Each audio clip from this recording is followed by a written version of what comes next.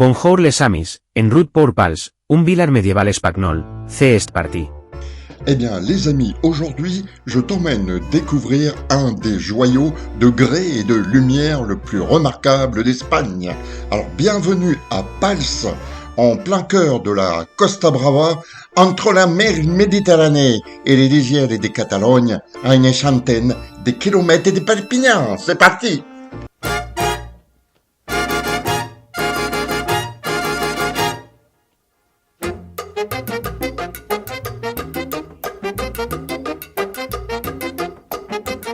Le cœur historique, le El Pedro, des rues pavées, des arches en pierre, des fleurs aux fenêtres, et l'architecture gothique. Il semble que le temps ait suspendu son vol. En franchissant l'enceinte fortifiée ici, on pénètre dans le quartier du Pedro. C'est le centre historique, là où tout a commencé. Ce qui frappe immédiatement, c'est cette unité de couleurs, ce gris ocre qui change de ton selon l'inclinaison du soleil. Pals a une histoire mouvementée. Détruit en grande partie pendant la guerre civile catalane au XVe siècle, le village a été restauré avec une passion méticuleuse.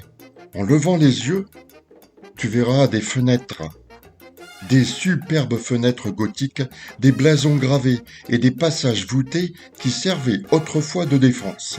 C'est un labyrinthe où il fait bon se perdre. Il n'y a pas de ligne droite ici, seulement des courbes douces qui épousent la colline. Le point culminant de la visite, c'est la Torre de les Ores, la tour des heures. C'est tout ce qu'il reste de l'ancien château fort du IXe siècle. Cette tour romane de 15 mètres de haut doit son nom à l'horloge qui y fut installée plus tard. Elle servait de sentinelle, guettant les envahisseurs venus de la mer. Aujourd'hui, elle offre surtout l'un des plus beaux panoramas de la région. De là-haut, le regard embrasse toute la plaine, les îles Mèdes au loin et le massif du Mont Gris. C'est le moment idéal pour poser la caméra et laisser la beauté du paysage parler d'elle-même. Et surtout, mon ami, tu n'oublies pas les push-push et tes abonnations. Molto gracias. Juste à côté de la tour, nous arrivons au Mirador de Josep Pla, nommé en l'honneur du célèbre écrivain catalan qui aimait tant cet endroit. Il disait que Pals ne devait pas être vu une seule fois, mais redécouvert à chaque saison. Alors que le soleil décline et que les pierres de Pals s'embrasent d'un dernier éclat doré, on comprend l'attachement des Catalans pour ce village. C'est un lieu de mémoire, de résilience et de beauté pure. Nous continuons notre chemin maintenant en direction de l'église. Alors, tout près d'ici, nous y arrivons. L'église de Sant Pérez, Saint-Pierre.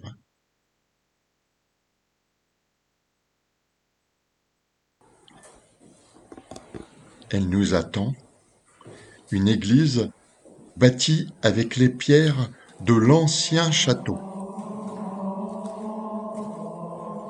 C'est un mélange fascinant de styles, une base romane, des éléments gothiques et des finitions baroques.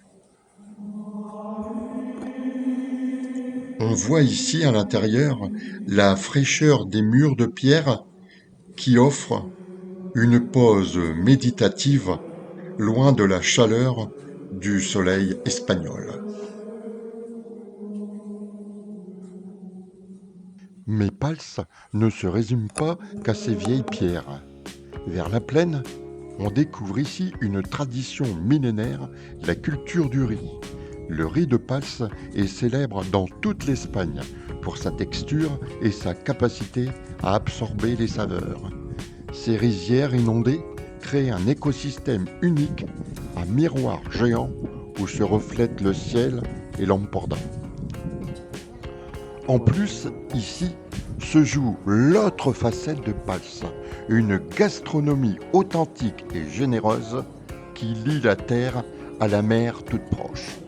On ne peut pas quitter Pals sans avoir goûté à un arroz de Pals à la cassola. Eh bien, nous allons faire une petite halte dans ce charmant bistrot pour se désaltérer, car il fait vraiment très chaud. Pals nous rappelle que le patrimoine n'est pas seulement fait de monuments, mais de l'émotion qu'il nous procure. Une escale indispensable pour quiconque cherche l'âme véritable de la Catalogne. Et toi, quel est le site que tu as adoré le plus, en Espagne ou en France ou ailleurs? Dis-le moi en commentaire. Alors merci de m'avoir accompagné dans cette balade et à bientôt pour une nouvelle découverte. Bye bye.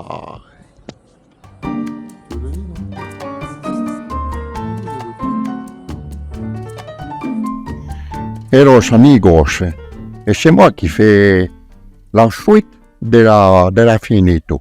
Et en prends un petit moment pour te demander si tu n'as pas oublié le push-push et la bonne mente. Alors là, c'est finito. Un beto et bye bye amigos.